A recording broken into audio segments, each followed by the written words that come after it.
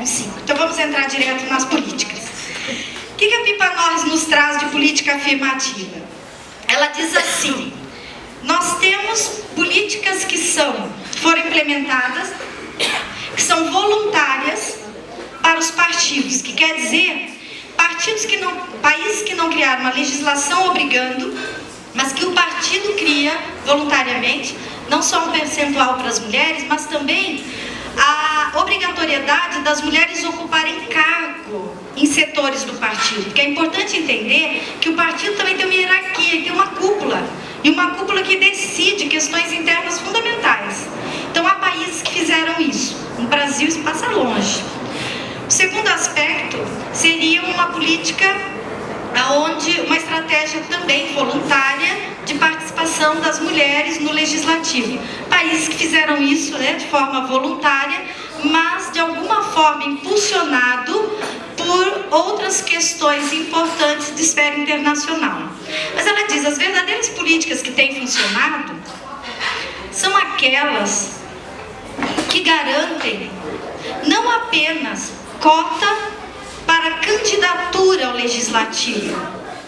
De fato, são aquelas que garantem cota de cadeiras, tanto no executivo quanto no legislativo.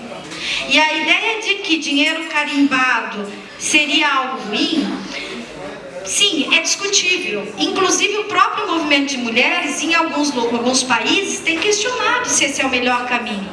A questão é que na prática foi o que deu certo, é o que tem funcionado. Inclusive, essas cotas já garantidas por cadeiras, elas muitas vezes foram implementadas após uma situação de fracasso, como nós temos vivenciado. Então, como eu não vou me estender muito, né, porque a ideia depois é ampliar para o debate, eu quis trazer só algumas questões aí a mais para a gente refletir ainda. Por exemplo, a Noruega, tal como outros países nórdicos, a partir de 83, eles tentaram criar essa legislação na qual 40%, ou às vezes até 50% das candidatas deveriam ser mulheres, já na década de 80. Foi um fracasso. Foi um fracasso. O que é legal, porque nos ajuda a pensar o seguinte: muitas vezes não queremos rever essas questões, porque dizemos assim, o nosso problema é cultural, ele é histórico. Então não temos que pensar em leis, porque as leis não mudam a sociedade. Parece que alguns países pensaram diferente.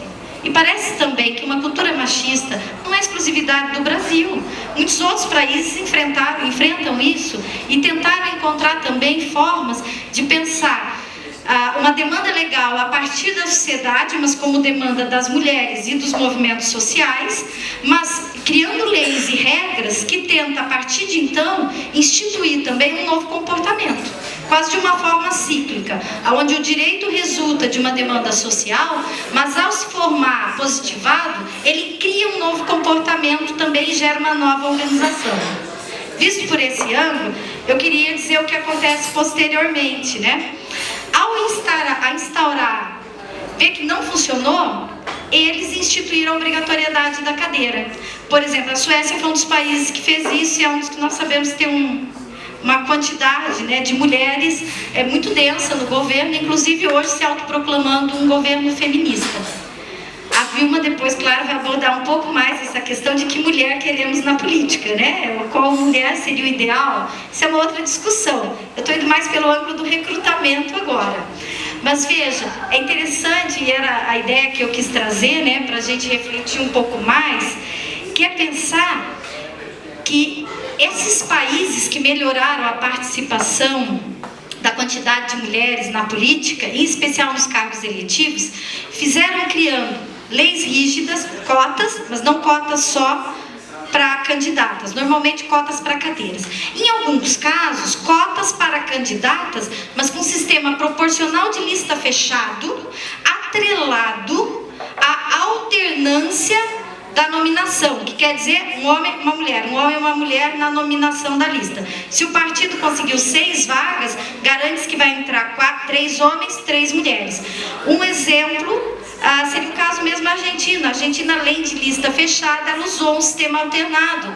E isso ajudou a aumentar. Não conseguiu exatamente o que se queria, porque toda lei, de repente, depois, ela entra com alguns recuos. Mas mesmo lá, hoje, nós temos mais de 30% das mulheres no legislativo.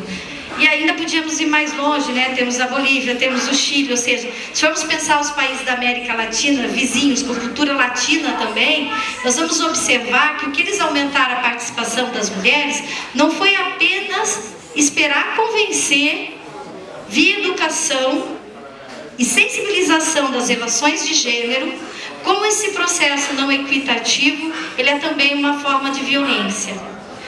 Ou seja, para reafirmar, ninguém garante que mulheres eleitas, tal como homens eleitos, né, irão implementar medidas que satisfaçam o eleitor. Não é possível prever isso. Todavia, os estudos mostram que governos com mais participação feminina tendem a implementar mais políticas públicas pró-mulheres. Isso são estatísticas, né? Disso que comparam os sistemas. Não quer dizer que muitas mulheres que possam ser eleitas não vão defender exatamente a pauta contrária, né? Isso é uma outra questão, certo? Então, baseado na Pippa Norris, e ainda agora para finalizar mesmo, ela nos dá um outro dado para pensar. Ela diz: mas os partidos ainda assim, muitas vezes, eles são espertos, né? Eles tentam dar a volta ao texto. E o que é necessário também? Criar medidas punitivas. Não só a França, mas vários outros países criam medidas punitivas na qual, se os partidos, não cumprem a lista alternada, por cada pulo que ele dá, ele sofre uma punição. Por exemplo, perdendo de 30% a 100% do financiamento público de campanha. Ou perdendo vagas que ele teria direito, né? Quantidade de candidatos. Então, há formas diferentes. Aqui nós já tivemos também uma situação, né, em que também, via judiciário, tivemos algumas listas, né, que foram devolvidas porque as mulheres que estavam na lista não foram consideradas elegíveis, né? Eram mulheres que só foram acrescentadas. Então perceba, aqui nós temos tido assim, pontualmente mesmo, como formiguinhas, algumas ações, mas não temos uma legislação que nos favoreça.